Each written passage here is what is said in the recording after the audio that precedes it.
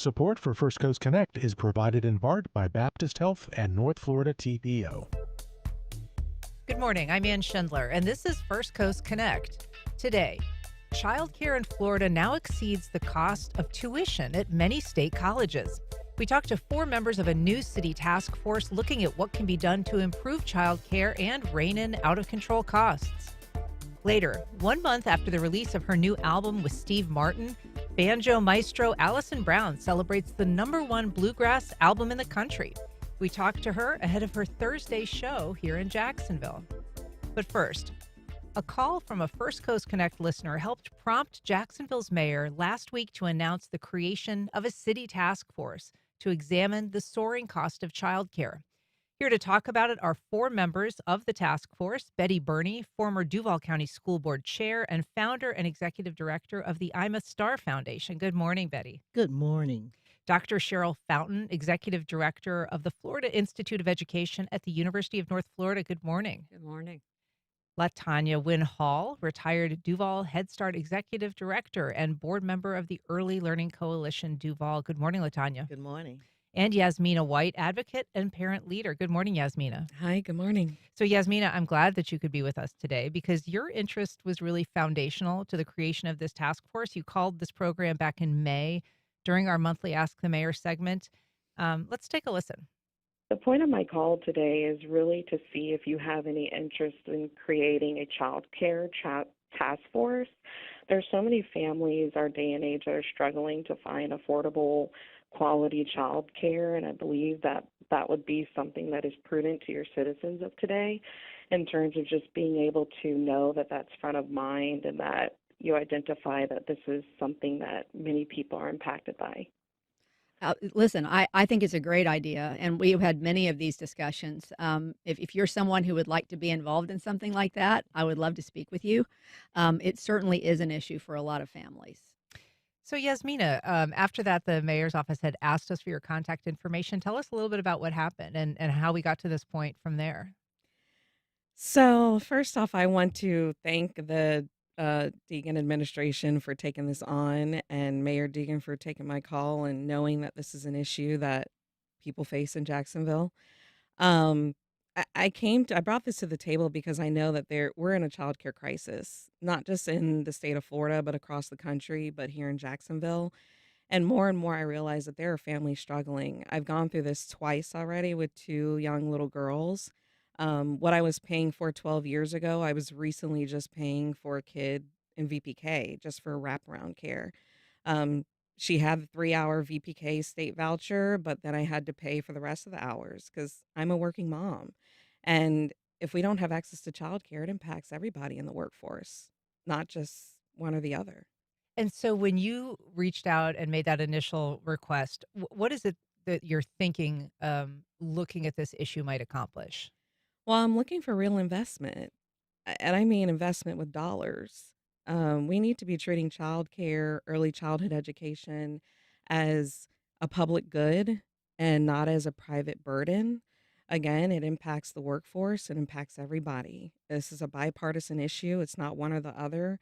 We all utilize the childcare system, we all need it to make a living. LaTanya, I want to ask you and put some numbers to this to kind of get the conversation going. We know that in Florida, parents are just spending an incredible amount on childcare. For infants, the average annual cost is between $11,000 and $13,000 a year. It's around $8,000 for preschoolers. Parents are paying, on average $1,000 a month, and that is in Florida way more than the cost of in-state college tuition on average. So what we're seeing for parents is just untenable costs for a lot of them. I mean, they're just really, it's not an affordable system. Well, and that's for the parents that can't afford it. And so my entire career was for the families that could not afford it, which are the Head Start families who are poor, and it's an income eligible program. So, but they still deserve quality also. So when you look at those child care rates, which I cringe when I say child care because it's early childhood education, that is, you have to have a workforce to pay for that quality. for those ones that are paying the $1,000 a month.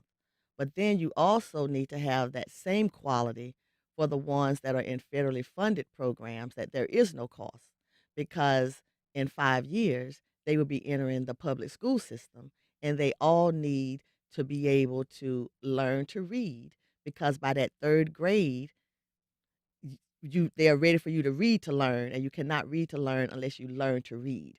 So I say the value of birth to 5 has to be just as important as the value of K to 12. And what in your career was the disparity or the perceptions of disparity between, you know, a paid early education and some of the programs that were federally funded? Was that a problem? It was, well, when you look at the resources, the materials, the teachers. And so when Head Start mandated that the teachers had to have, a AA degree or a BA degree, you have to pay for that. Where when I first started, it was just a child care CDA, Development Association credential. So once you start mandating degrees to get the quality of teaching, then you have to pay them a working wage, where I would have teachers to say, I can work at Walmart or Amazon and make more than what I'm making here, with all of the expectations that are of me in the classroom. So it's a early childhood education issue, but also a workforce issue. And Betty Burney, what is it that, I mean, people, she mentioned wages, and that is a real thing. We know that the wage disparity between the average child care employee, they're paid on average about $16, $17 an hour. Other occupations is closer to 30 when you're Hmm. kind of mixing in on average. And so that is a huge disparity. What does that do to, first of all, just the availability of child care and parent choice? Before I answer that, I have to say kudos to Yasmina for getting this started, and kudos to the mayor for listening, because it makes a huge difference. Um, the major issue that I see, and especially coming from a school board background, is that if we're unable to get a trained workforce through the school system also, because we can do a lot of things through the school system. We have some of the supports there, but if we're unable to get a trained workforce, what we're going to actually end up with is a system where you can't find teachers for the vast amount of children that we have. We already heard while we were in the task force meeting that there is a demand. The number of people, the number of children far exceed what is available. But a lot of the unavailability has to do with the fact, as Latoya said, you cannot find the workforce sometimes because it's easier to go to somewhere else to do it. And for parents who are living in this environment right now, Cheryl, I mean, as Latanya says, there's kind of childcare and the need that exists around just what working families have to have, somebody to take care of their children. And then this shift towards early childhood education. That's something that the state really took up a few years back when it instituted its VPK program, its voluntary pre-K education program. Why is that not a solution in this case when we're talking about early childhood education? Right. I think the shift from childcare to early learning Mm. is huge. It's a cultural shift. It's changing a mindset. And that is not only changing the mindset of those of us who work in that system, but it's also changing the mindset of the public and businesses. What I see happening is a shift is being made. The Jacksonville Civic Council, for example, which is made up of business people, took on, or still taking, hasn't solved it, early learning, quality early learning as an issue. The challenge that we have with where we are is that uh, the shift actually started in Florida with Governor Jeb Bush when we passed what was called the School Readiness Act. And it formally shifted the name from child care, which was housed in children and families, to early learning and created a separate sector. That was monumental in terms of a shift in policy. Unfortunately, there was not a shift in funding to match the shift in policy. So we have what happened in that shift. We ended up with a very fragmented system, both in funding and in quality. And it's a historical antecedent. And in order for us to now get to the 21st century, we need to shift. And if we believe, which we have a lot of lip service for, that education is important, then we also need to then make a shift in, thank you, ma'am, for funding so that in fact the children, all children, irrespective of which neighborhood they live in, have access to quality. If we don't, if our children do not, and the birth to 5 is the most critical time for brain development. 85% of our brains are developed by age 3, 90% by age 5. If our children enter school unprepared, which now we have about 50% of our children entering unprepared, then the gap widens as they enter kindergarten. And it's manifested when you look at the grade 3 reading scores, where we have, last spring, we had 18 elementary schools where 75% of our children could not read at grade level. If you're just joining us, we're talking to 4 members of the newly created Child Care Solutions Task Force. If you are paying for childcare or have suggestions for the task force, you can join our conversation by calling 904-549-2937. You can email firstcoastconnect at WJCT.org, or you can reach out on Facebook, Instagram, or X at FCC On Air. We've got a call from Richard in downtown Jacksonville. Good morning, Richard. Go ahead. Hey, thank you so much for taking my call. Thank you for this task force, Betty Burney. I love you dearly. I've been obviously aware of your work for years. My wife and I, when she was pregnant with my son, this 26 years ago, we measured up the cost of childcare, and it was cheaper for her to stay home and raise our 2 children, and she was a stay-at-home mom for 4 years. And that was 25 years ago. We are in the exact same situation. Earlier, one of your guests mentioned about how Governor Bush changed the title. And we get a lot of lip service from our politicians. Task force, change the name, and then we turn around and we cut taxes. We just had $13 million flushed away from our budget under the guise of lowering property taxes, and now we're talking about child care. If we had invested that same $13 million in child care, knowing that child care early investments return, 16 times, that's like $208 million. We definitely need to change this conversation from lowering taxes to invest in our children. And if we can start getting politicians and leaders who see that, I think we'll begin to start seeing a real cultural shift. Richard, thanks for your comments. I appreciate it. You know, one of his comments, and I've heard this, and it's something that I experienced in my own career, is sort of this calculation. Is it worth it to pay for childcare, or should a parent, if they have that flexibility, consider staying at home with the child, or shifting their schedule in some way so that they're able to kind of balance childcare with a family member and not pay for it. But of course, that is not without cost, Yasmina. And, one of the costs is career advancement for women if they're the ones who decide that they're going to take that step back. It's Social Security when they're older, and wages that they didn't earn and then are not paid out. It's, all kinds of opportunities that could lead to additional economic security. And it's a cost for just kind of productivity in the workforce. So while people are making that calculation on their own level, it is something that comes with a variety of other costs down the way. Mm-hmm. Yeah, statistics show and data show that women often are at the forefront of withdrawing from their careers or putting their educational degrees on hold. They are staying home with their kids because it is more cost effective to stay home with their kid because childcare is just too unaffordable. And to piggyback on what she mentioned about lip service and lack of funding, we have private school vouchers that are being funded at the K-12 level, $9,000 for kids to do homeschool, for kids to go to private schools. If they can invest in K to 12 education, they can invest in childcare. It's a matter of what they want to do versus what they can do.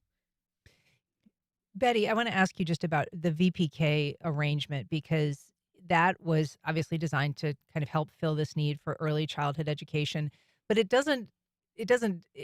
has limits. It is a 3 hour a day program. And for most working parents, that is not only not super useful, it's actually really hard to accommodate. If you're trying to drop off a kid from, for a 9 o'clock class and pick them up at noon, you have blown a big hole in your day. It's not something that you can easily accommodate. It is not, and I think that whoever thought of the concept should have spoken with a true task force who understands exactly what's going on. 3 or 4 hours, but then if a mom or dad are working for 8 hours, then you're still going to have to come out of your pocket because you have to pay for those wraparound services. Mhm. You have to make sure that your child is going to have sufficient knowledge and all of those things. So during that wraparound service time, are they getting the knowledge, the information that they need in order for them to move forward? What's happening with them then? I think that if we say that we are the richest country in the world, we need to truly step up and look at our future. Um, I'm a consultant for the Center for the Reform of School Systems. There was a city in Texas called Spring Branch. The reason that they boosted all of their academic achievement is because they literally looked at early childhood learning and found out what the jobs were going to be 20 years from then, and they worked their children through that system. But they had an excellent early learning system, and we have to do that. We're going to just have to bite the bullet. The late James Baldwin said, "For these are all our children. We will either pay for or profit by what they become." Mm. Latanya, I wonder if you think that the tide is turning in any way. I mean, we've seen with the recent election of the new New York mayor, Zohran Mamdani, he ran in part on a pledge of universal affordable childcare. We've seen in New Mexico that they have started subsidizing, in addition to college tuition, childcare, and that's going to vary a great deal in terms of what it costs. I think in New Mexico, they think it's going to cost around $600 million to pay for early childhood education. In New York, it's closer to $6 billion a year for that same thing. So obviously costs could be enormous. Is that the kind of thing that you would like to see come out of this task force that you're working on? Anything good that comes out is a benefit. But I'm sorry, I have to get the VPK was started for the working home moms to give them a break. So just let me say that. Okay, so that's why the 3 hours. Give these stay at home moms a break for 3 hours. That was VPK. That is not what VPK is for. It's for working moms, not stay at home moms that need a 3 hour break.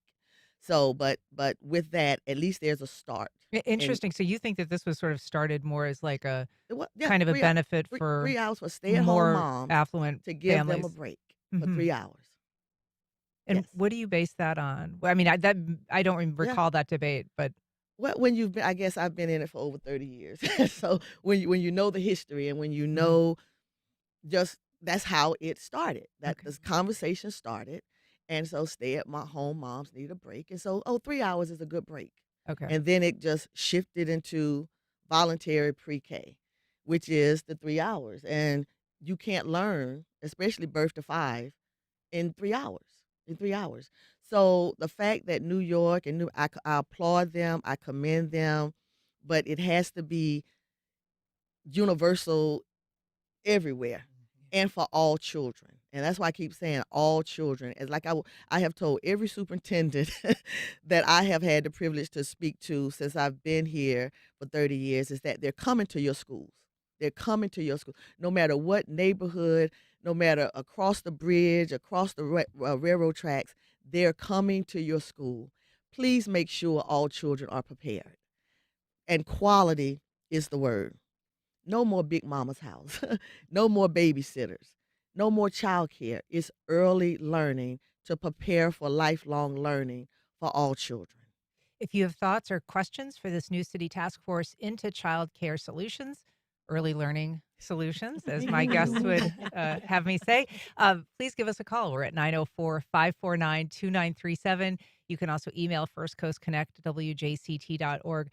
Cheryl, I want to ask you just about, there is actually some historical precedent for childcare, and it dates back to World War II. There was something called the Lanham Act, which during, the build Right. up to World War II, and when women were required to be in the workforce, the federal government said, hey, let's find a way for these women to be able to accommodate That's work. correct. And they created this $20 million national program, and all of a sudden there was universal childcare for women who were working at that time. Right. And that's and then when World War II ended, so did that program. Mm. So it did not continue. It resurrected, and it was a workforce issue actually in 1960 with President Johnson's War on Poverty. That's actually where Head Start had its antecedents. And it was considered a workforce issue and a health issue. That's why it's in the Health and Human Services at the federal level. It's not in education. And what brain research and cognitive science has taught us over the last 50 years is that the most important investment we can make for the future success of children is birth to 5 and then 5 to grade 3. Without that continuum of learning to read, which is a prerequisite for mathematics, for science, for computer science, for any imaginable career, or what AI will end up helping us figure out, is reading. And so, and reading is not in front of a computer. So you have to go to what the research says works best for young children. And best for young children is experiences, high quality conversations with teachers, building vocabulary, building their language skills, which means you're reading to them through shared reading and interactive reading. That is the kind of experience that then prepares them when they get to kindergarten, where formal reading actually begins. So, what reading science tells us is there's two big clumps. Clump one is language, and clump two is the skills that you need in order to read. You got to have both. And we're missing out by and large with our birth to 5 students in the language comprehension, concept development, background knowledge, and having conversations and experiences. Children learn through their 5 senses, not through just sight. We've got a call from Neil in St. Augustine. Good morning, Neil. Go ahead. It's Nell. I'm sorry, Nell. Go ahead. No problem. I married a European and lived in Europe for 32 years, and our children were born in Germany, but we moved to Belgium, to Brussels, in 1980. And I was very surprised to learn what they do with their children, because a lot of the Belgian women need to work. Certainly at that time, both of the parents really needed to work. That once the child was born, the mother would get 6 weeks off before the birth and 6 weeks off afterwards. If they did not have another way to take care of the child, they had a system where the children went into a creche, and they were there up until the age of 2.5. At 2.5, they went into the maternelle, which I guess you'd sort of call preschool here. And my children were in the system from the ages of 2.5, 3.5 for my son, and later from 2.5 for 8 years in the Belgian school system. And the nice thing is that the mothers didn't have to worry about, what am I going to do? There is a system that's there. Everything was sort of state run. Of course, Belgium is not a huge country, but the thing is that they cared about the children. In addition, there were also payments that if you had children, you would receive a monthly stipend of, I can't remember exactly how much it was, because of the fact that you had children. So they certainly cared about the family and the children, and it would be lovely if the U.S. and certainly if you're looking at the local level, that Jacksonville could look at that as well. No, thanks so much for sharing your experience. We also have an email from Ricardo. He says, first of all, congratulations to Yasmina for taking the initiative and staying involved. She is a model of good citizenship. And kudos to the mayor for responding by putting together this task force of what appears are exceptional leaders. Love to hear about solutions and not only problems. Betty, I want to ask you what your thoughts were when you were asked to join this task force. I mean, obviously, you bring a very rich background in early learning, formal schooling through the Duval County school system, but also your advocacy on behalf of young people in Jacksonville for many years. The minute that I received the email, I responded right then, yes, because I've seen what happens when when children do not get that formal learning from birth to 5. That academic achievement gap is real, and it starts there and it just widens because the children are coming into a system where they're already behind.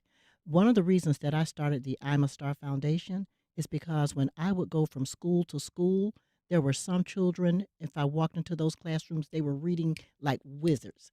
There were others who were struggling. And that shouldn't be, because we are educating what is called the Google generation. They have been dubbed as perhaps the most innovative and creative ever. So why is it that we have some kids, some schools, some places where children can barely read, let alone comprehend what's going on?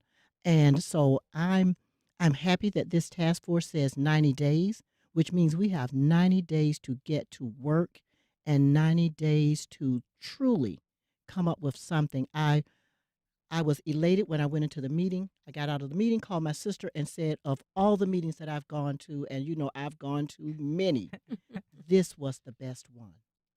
Cheryl, I want to ask you that same question because, I mean, like Betty, you have been in education and looking for education Right. solutions for decades. Yes. 3 decades, probably. Yes. Um, That's a good statement. yeah. And so, there have been periodic initiatives, enthusiasm, support. And a lot of times, a task force ends up with a report on a shelf somewhere. Or, Most times. yeah.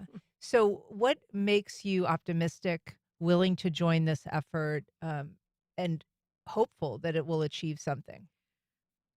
I am too with Betty. I have served on many task force, and I can look at many reports that have collect dust.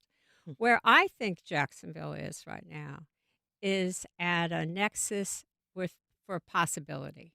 We have a mayor who is supportive, which is one of the first things that we need.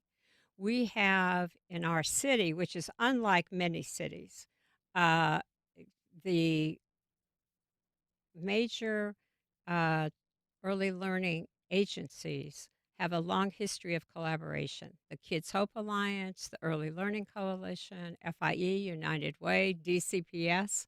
There's a long history of them working together, which in many cities they argue with each other.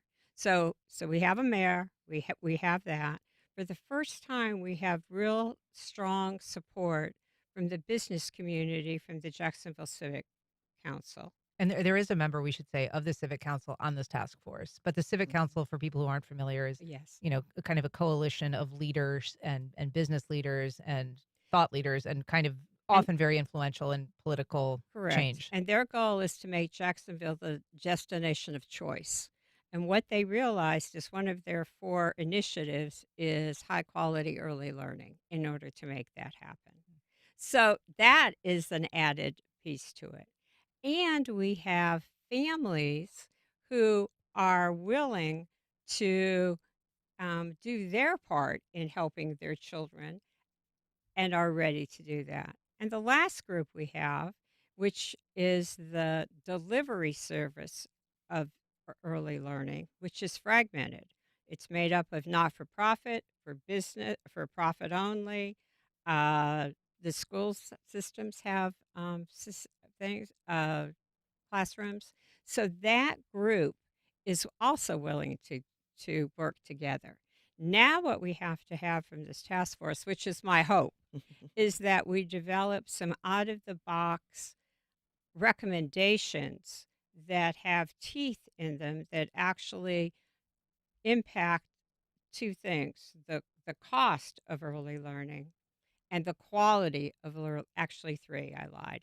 The cost of early learning, the the quality of early learning, and the access, so that it's true in all neighborhoods across our city. We did get a call. Margot didn't want to be on, but she's from Palm Coast, and she said she was a VPK teacher. A big problem for retaining is a low salary. Right. Yasmina, I'm going to give you the last word here, since this is sort of your creation. What are you hoping to? This is a process that has just begun. You've got 120 days, this task force, to come up with solutions. So, first thing is it being front of mind, starting the conversations, being in the right rooms with people to find solutions. Um, Second thing, some type of investment. What that investment could be, I'm not sure yet. Everything costs money, especially childcare, but really identifying and talking about the fact that people cannot afford it. I know we did not touch on it. We mainly talked about VPK, but that newborn to 4-year-old, newborn to 3 years old is still not affordable, even with a voucher. Parents are struggling. Their bills say they cannot afford it. The qualifications for 3 and 4 children or 2 children and their income still does not allow them to afford it. And the third thing is childcare accessibility is inaccessible in Jacksonville. We learned at the task force that we have more children in this city than childcare centers that can serve them. So we need access in every zip code. All right. Well, we're going to have to leave it there. Dr. Cheryl Fountain, Betty Burney, Yasmina White, and Latanya, I have your last name in there. Winhall. Winhall, I'm sorry. It wasn't in my script. I apologize. And I know you're going to work on changing the name of that task force from Childcare Solutions to something else. We'll see what it ends up. But thank you so much for being here. Thank you Thank so you. much. Thank for having you. us. Thank you. All right. Up next, multi-Grammy award-winning banjo player Allison Brown on her friendship and new album with Steve Martin.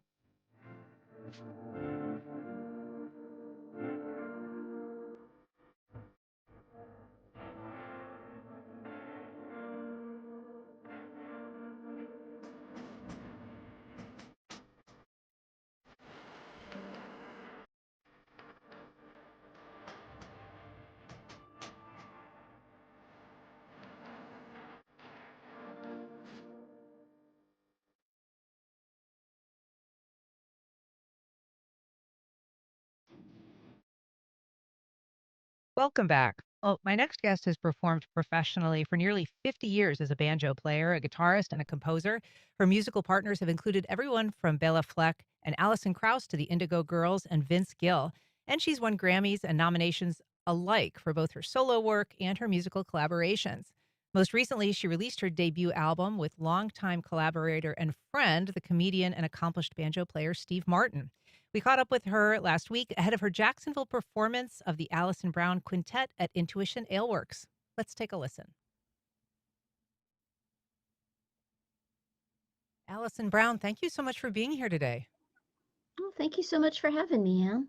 So this album just came out on October 17th. It's already the #1 bluegrass album in the country. So first of all, congratulations. That's great news. Thank you. Thank you very much. And talk a little bit about the album itself. It's called Safe, Sensible, and Sane.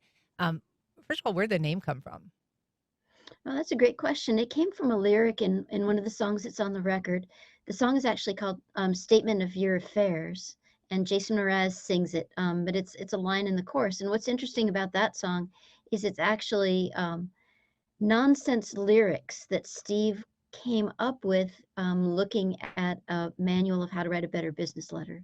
So the lyrics to the song don't actually make sense unless you listen to it as many times as I have, in which case they start to make sense somehow, ironically. But that's where the title came from. That's great. And this is not your first collaboration with Steve Martin. You all have done performed songs previously, but this is your debut collaborative album. What was the idea that brought you together to do like a full project of this length? Well, we just started writing music together, and we recorded a song that's on my last record. It's called Foggy Morning Breaking, and it went to #1 on the bluegrass radio charts. And Steve was so excited that he a couple weeks later sent me lyrics to a song about having a song go #1 on bluegrass radio. So then we put that one out, and it went #1 on bluegrass radio. So then we just kept writing songs, and then at some point, a few months ago, we were like, oh well, we have enough songs for a record. And there's something really nice about putting a bow on a piece of work rather than just having singles that are out there floating in the ether with no connection to each other. So it's kind of really our duo expression of our mutual love for the banjo. And your musical path has been pretty varied. I mean, you played with Alison Krauss and Union Station. You led the band for Michelle Shocked back in, I think, the early 90s. And of course, you've done a lot of solo work with your quartet. Well, not solo work, but work with your quartet. Um, and I hesitate to ask this because, we actually spoke a couple months ago to Barrett Smith from Steep Canyon Rangers. And I imagine it is tiresome to be answering questions about Steve Martin, but he's so iconic and such a beloved figure. Is it gratifying to have a collaboration with somebody who's kind of that high profile? Is it difficult sometimes because of just his, um, just because he's such a attraction in and of himself? Well, really, it's been just such an incredible privilege to get to collaborate with Steve. And, it really grew out of the music. I think just because the music clicked and the sound of our two banjos together was just so complimentary and exciting, that really the whole collaboration has just been very organic and nothing but like an incredibly positive experience. I want to play a clip here. This is a video from the new album, and it's actually you and Steve. You're both performing, and with Jackson Brown, who is singing and playing along with you. I just want to play a little and then talk to you about it.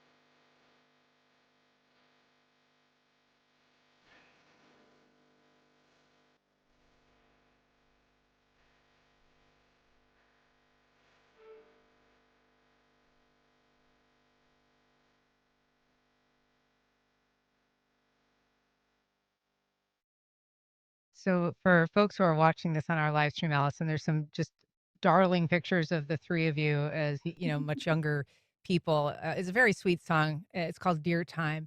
How did you choose Jackson Brown as a collaborator? How did you choose the other vocalists for this album? Oh, that's a great question. Well, Jackson is like one of my favorite singers, and of course, he and Steve have a long history because they came up in LA, and specifically, playing at the Troubadour in the 60s, late 60s and early 70s. So even though they knew each other, but they weren't making music together, it just really seemed like it would make a really nice full circle moment. So I reached out to Jeff Hanna, who's the co-founder of the Nitty Gritty Dirt Band, which started in the late 60s in Southern California. So all these guys were around each other, and Jeff connected me with Jackson, and I pitched the idea to Jackson, and he was totally into it, and he couldn't have been more wonderful to work with. When we shot that video at the Troubadour last summer, that was the first time that we'd actually met in person. Our exchanges and collaboration, musical collaboration, was all done, via file transfer and over the phone. But then we got to actually play the song together on the stage at the Troubadour, which was incredible. Yeah, and it's a very funny video that begins with those two exchanging what memory they have, which is little of that period. Your career has really tracked with, I would say, the heyday of the new bluegrass. This period where it has been not just an appreciation of older music, but very much a new music that has been embraced and shows itself in so many ways in popular music today. How do you feel that the tradition has evolved over the last couple of decades in popular music? Bluegrass tradition. Yeah. is definitely, yeah, it's definitely become more and more open, and I think in a very positive way. But I'd say the other biggest hallmark change to the music during my career has just been how many more women are in the music now. Mm. And I've always really felt that female voices were the best kind of ambassadors for bluegrass music. Just because, the high lonesome sound of bluegrass music on a man's vocal is maybe more of an acquired taste. But when you hear a woman sing bluegrass music, it's just like, oh, who wouldn't love that? And when I started playing, there were very few women, certainly as banjo players, there really weren't any. And there were very few band leaders. And now, fast forward, there are so many of us that I've actually just launched a radio show on Sirius XM Bluegrass Junction called Pick Like a Girl, where every week I get to highlight just women's voices in bluegrass music for an hour. You're right. I mean, there is a quality about like a Bill Monroe vocal that is so unique and beautiful, but it isn't necessarily the sound that people are accustomed to. Completely, yeah. I wanted to ask you about an album that you put together, Song of the Banjo, which was designed for audiences that are not necessarily familiar with the banjo, maybe don't know that they love the banjo, and so you connected them to the sound of the banjo through popular songs that they'd be familiar with. Everything from, like including like pop hits like Cyndi Lauper's Time After Time. How did what was your goal with that album? I mean, other than the obvious to kind of connect people to that music, why did you think it was important that people hear the banjo in those different ways? That's a great question. Well, at the end of the 1800s, the banjo was America's most popular instrument, which is crazy from our vantage point to think that. But there were banjo orchestras in every university and a lot of communities, and everyone was playing the banjo. And so I personally think that the banjo should be America's most popular instrument again. So I'm kind of on a personal mission, I guess, to make that happen. But in the course of, going around the country, around the world playing banjo, I've come to recognize that for a lot of people who aren't familiar with the instrument, it's hard for them to discern what the melody is when it's incorporated within the Earl Scruggs kind of three-finger roll pattern. So I thought that if I could take that style and then combine it with melodies like Time After Time that people knew, it would really help people to appreciate what's so cool about the instrument. And that really does seem to be working. I think that when you take a melody that, your mom knows or whatever, she heard it in the grocery store last time she was there, and then you hear a banjo play it, then people are like, oh, I get it. I get what's so unique and beautiful about this instrument.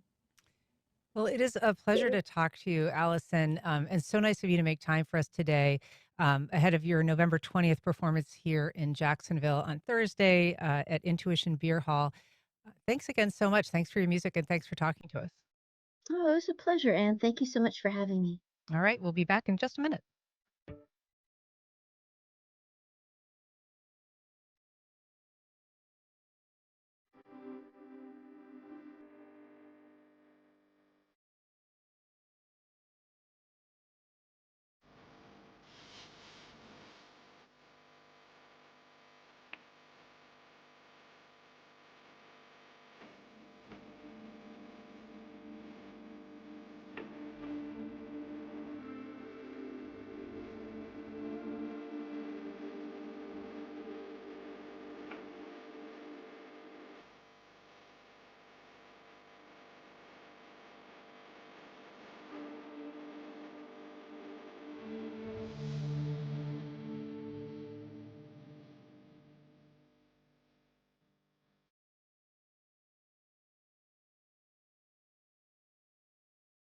Terrell Hogan Law.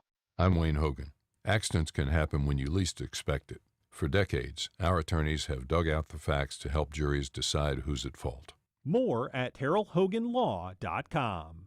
One Jacks presents its annual Interfaith Thanksgiving Gratitude Service, Thursday, November 20th from 6:30 to 7:30 p.m. at Palms Presbyterian Church, accepting donations of non-perishable food items to help others. Registration online at onejacks.org. WJCT Public Media invites you to a special screening of Gilda as we celebrate Noir-vember, Wednesday, November 19th. Come out of the shadows and enjoy our cash bar, popcorn, and Gilda. What did you say to him? I just told him if a man answers, hang up. Doors open at 6:30, film screens at 7. Visit wjct.org/film for tickets. 3 years ago, Iranian police arrested a young woman for not wearing her hijab in public. She died in custody. Today, thousands of women across the country are openly defying the law despite the risks. This new generation realized that there is no way to reform this regime, and they decided to live whatever they want. They are more brave than us, and they are paying for the expenses.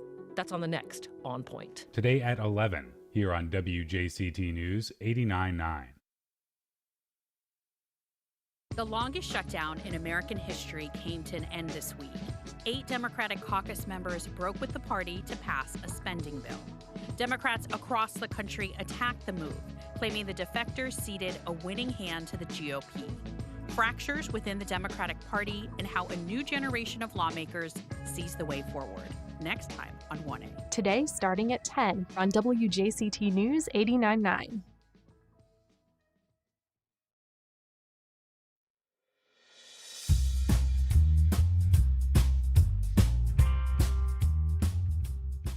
Welcome back. Well, it was a resounding win for the Jags at home yesterday, pulling them out of their recent 3-for-4 loss slump. Here to tell us how they beat the Chargers is Alessandra Pombrian, sportscaster at our news partners, News4Jax. Hey, Alessandra. Hey, yeah, I'm so happy we get to wake up on this Monday morning and talk about a victory, and a really good victory, too. A resounding victory. So this team came back from, I guess, what would only be called a really embarrassing loss to the Texans last Sunday. And after this game, the coach said that this team had played angry. Oh, yeah, and everyone, all the players said that after in the locker room, too, that they were really upset. We'll say they're really upset about their performance last week. And they kind of channeled that, and they used that against the Chargers. The poor Chargers and Justin Herbert had to get the wrath. But you know what? Who cares? It's the NFL. So the Jaguars, they beat the Chargers 35-6. I would say this was the first complete game. Liam Cohen all season has been saying we haven't had that complete game where it's 4 quarters of great football.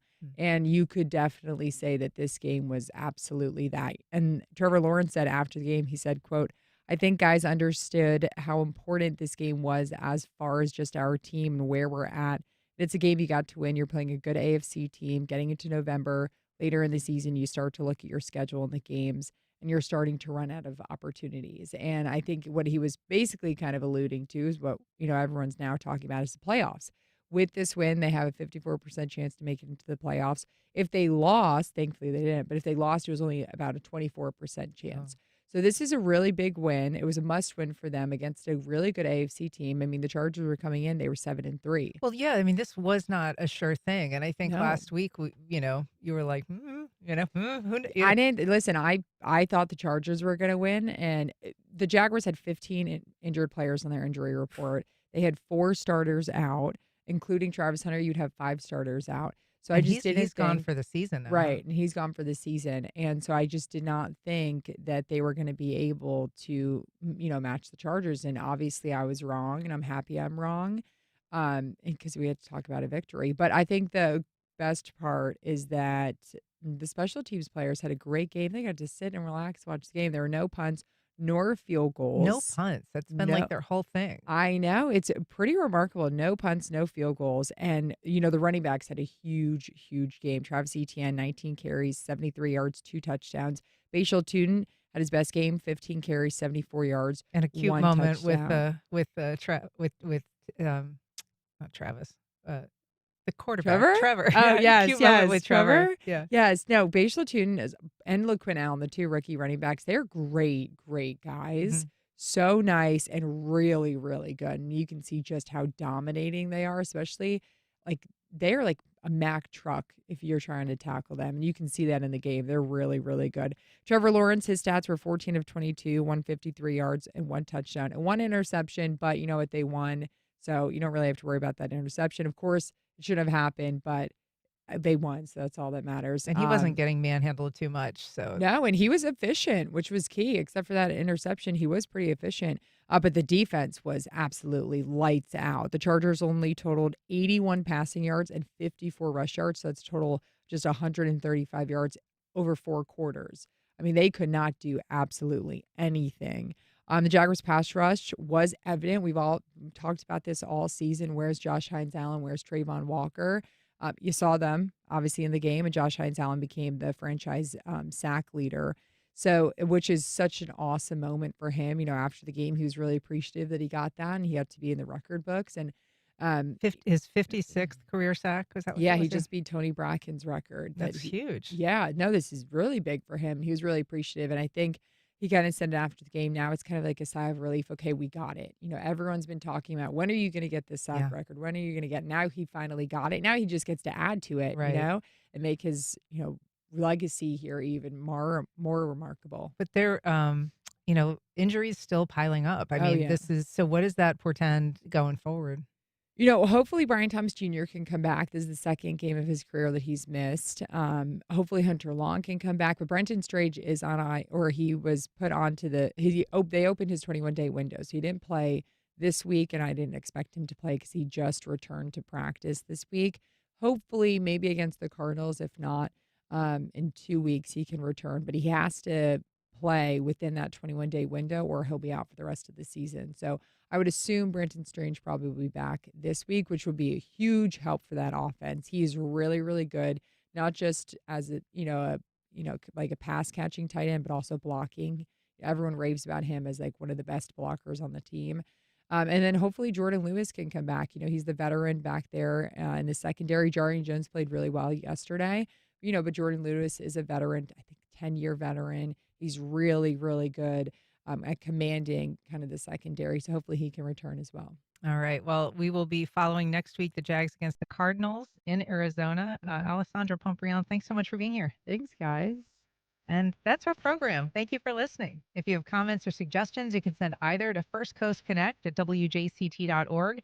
And if you missed anything, you can catch our rebroadcast at 8 o'clock tonight. You can also find our entire archive on the First Coast Connect YouTube channel or at WJCT.org, and of course, your favorite podcast platform.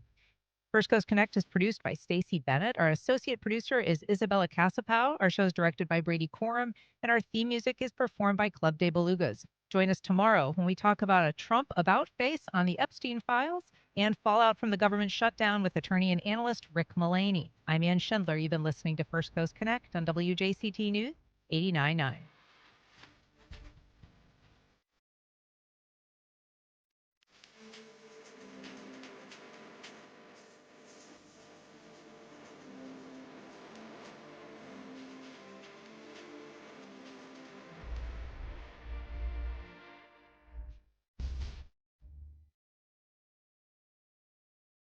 Support for First Coast Connect is provided by Baptist Health and the North Florida TPO.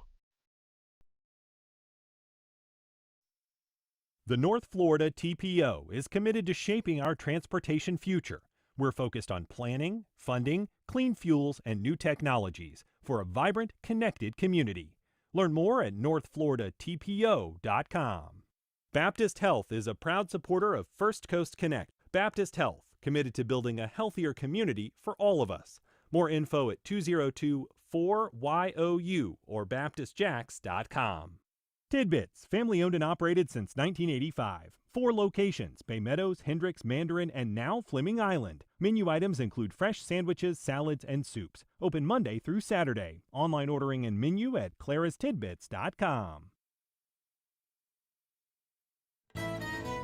This is WJCT News 89.9 Jacksonville. Up next, national and local news from NPR and the WJCT News team.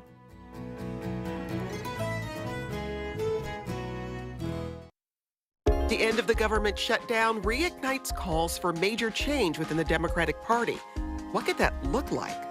From WAMU and NPR in Washington, this is 1A.